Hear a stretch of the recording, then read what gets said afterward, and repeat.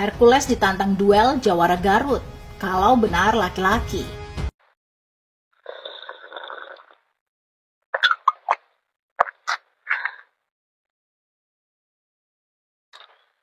Assalamualaikum warahmatullahi wabarakatuh.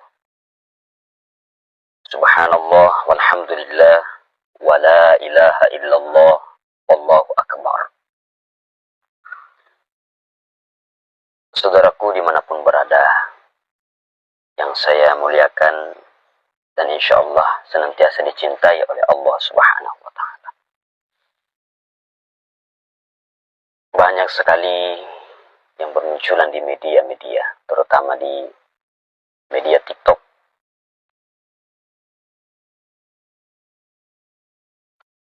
Pasca pilpres ini luar biasa.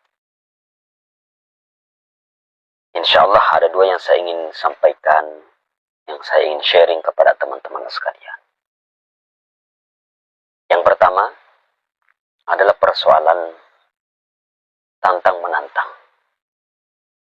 Beredar di TikTok. Banyak yang menantang Hercules. Ada beberapa nama. Yang saya stitch ini adalah seorang abah dari Garut menentang Hercules, Mount Hercules untuk duel 1 lawan 1. Itu menurut ucapan kalimat dalam video yang saya stitch ini. Saudara yang dimuliakan Allah Subhanahu wa Ta'ala, apa tujuan dan untuk apa kita menentang Bapak Hercules? Kalau kita berbicara dan melihat sejarah kebelakang yang lalu-lalu, saat usia Hercules masih muda, apakah ada yang berani menantang Hercules? Sejauh yang saya pahami dan yang saya tahu, karena mohon maaf, mungkin karena Al-Fakir Daeng 99 ini adalah anak yang baru kemarin, jadi sangat terbatas sejarah atau cerita kisah tentang Hercules yang saya paham. Tapi yang saya tahu bahwa saat itu di usia masih muda, itu tak ada yang berani untuk menantang Hercules. Dan kenapa saat ini, saat usia mungkin sudah kepala 50-an ke atas, atau hampir 60 atau 60, kenapa baru banyak yang menantang? Wahai saudaraku, Bapak Mount Hercules itu banyak mencatat sejarah. Artinya coba-cobalah kita buka sejarah-sejarah kisah tentang Hercules ini.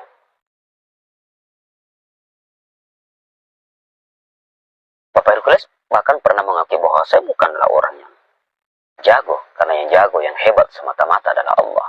Jadi dia menyandarkan kehebatan itu, dia menyandarkan kekuatan itu, kemampuan itu bersandar kepada Allah. Tetapi Bapak Hercules itu punya nyali yang kuat, punya nyali yang luar biasa.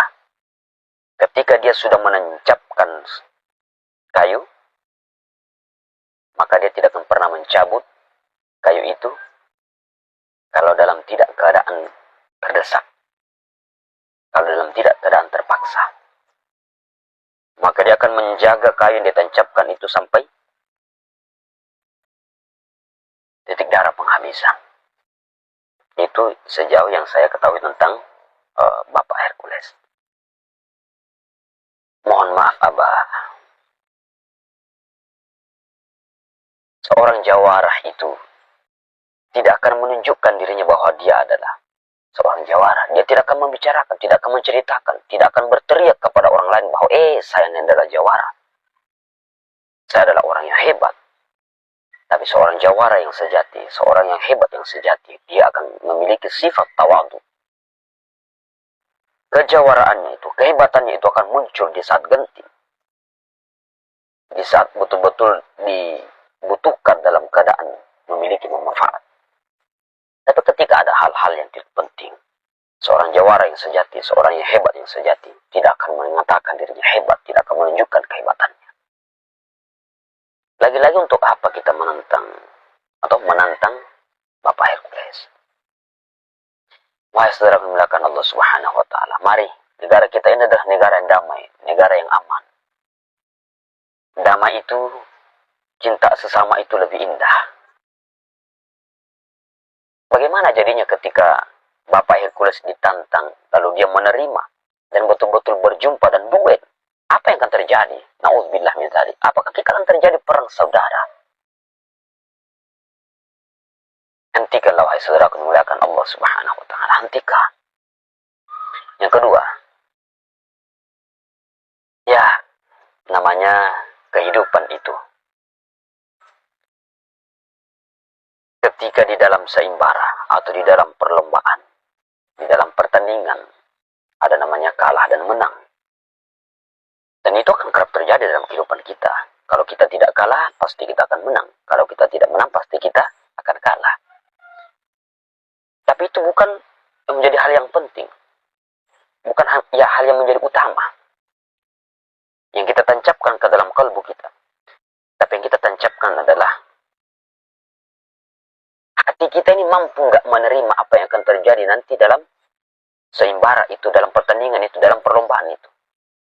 Kalau kita menang, kita bersyukur. Kalau kita kalah, kita bersabar. Berhentilah meneriaki orang lain terlihat lebih buruk daripada kita.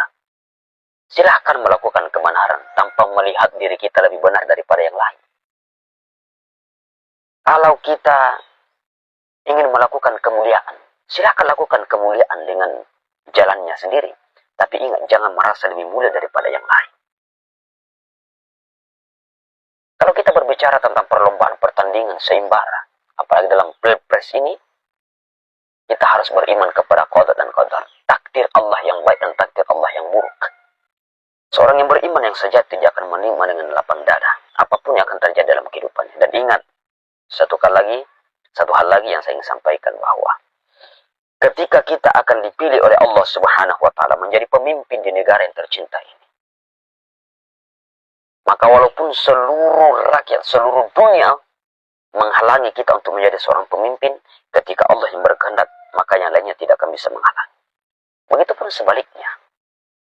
Ketika Allah tidak menakdirkan kita untuk menjadi seorang pemimpin di negara yang tercinta ini, maka walaupun seluruh dunia mendukung kita, membela kita, maka kita tidak akan jadi pemimpin. Kenapa? Allah tidak ridha. Nah, saya kira itu cukup saudara memuliakan Allah Subhanahu wa taala. Ingat, kita ini adalah makhluk yang hidup. Kita adalah manusia yang hidup. Namanya manusia yang hidup itu ada saatnya kita akan mati. Mari menyibukkan diri kita dengan hal-hal yang baik, dengan hal-hal yang positif. Sudahilah perseteruan, sudahilah mencari kesalahan-kesalahan orang lain.